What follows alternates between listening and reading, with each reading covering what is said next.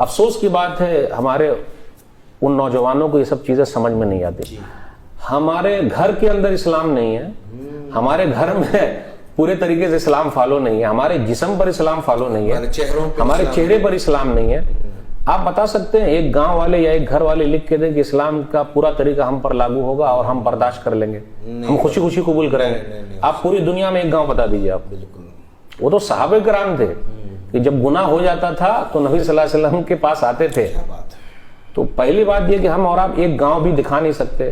تو ایسے لوگ جو ہے نا, میں ایسے لوگوں کو کہتا ہوں علماء گوگل, مفتی گوگل, مفتی یاہو, اور علماء سے یہ لوگ کٹے کٹے رہتے ہیں. اور علماء کو کیا سمجھتے ہیں, یہ لوگ علماء حیض ہیں, علماء نفاس ہیں, ان کو کچھ آتا نہیں, ہم کو یہ قرآن سمجھ میں آتا ہے, جبکہ وہ لوگ قرآن کریم کا کاپ بھی نہیں جانتے.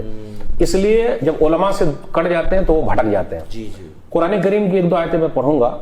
الذین مکناہم فی الارض اقاموا الصلاۃ وآتوا الزکاۃ وامروا بالمعروف ونہوا عن المنکر وللہ عاقبۃ الامور.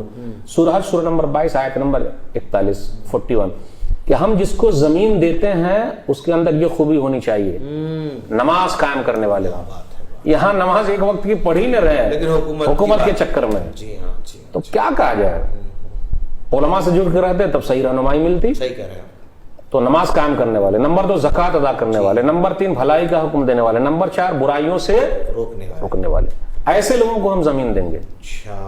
وَزَادَهُ بَسْطَةً فِي الْعِلْمِ وَالْجِسْمِ سورہ بقرہ آیت نمبر 247 کہ ہم نے جس کو کمانڈر بنایا وہ علم میں بھی آگے ہے اور جسم میں بھی آگے ہے. کیا بات ہے, کیا بات ہے. طالوت کو کمانڈر بنایا گیا تھا. سبحان اللہ. ایک آیت اور ہے سورہ نور سورہ نمبر 24 آیت نمبر 55 وعد اللہ الذین آمنوا منکم وعملوا الصالحات لیستخلفنہم فی الارض کما استخلف الذین من قبلہم وليمکنن لهم دینہم الذی ارتضی لهم وليبدلنہم من بعد خوفہم امنا یعبدوننی لا یشرکون بی شیئا. کیا بات ہے. یہی خلاصہ ہے. اللہ نے وعدہ کر رکھا ہے ان لوگوں سے تم میں سے جو ایمان والے ہیں اور نیک عمل والے ہیں. جس طرح ہم نے ان کو زمین میں خلافت دی تھی تمہیں بھی دیں گے بشرطے کہ ایمان و عمل صالح ہو. ایمان اور عمل صالح. ماشاءاللہ ماشاءاللہ. ہم مسلمانوں کا مقصد ایمان اور عمل صالح ہے, یہی اصل ہے. اس کے بدلے میں اللہ برکت میں حکومت دیتا ہے. برکت کے طور پر اللہ دیں گے. کیا بات ہے.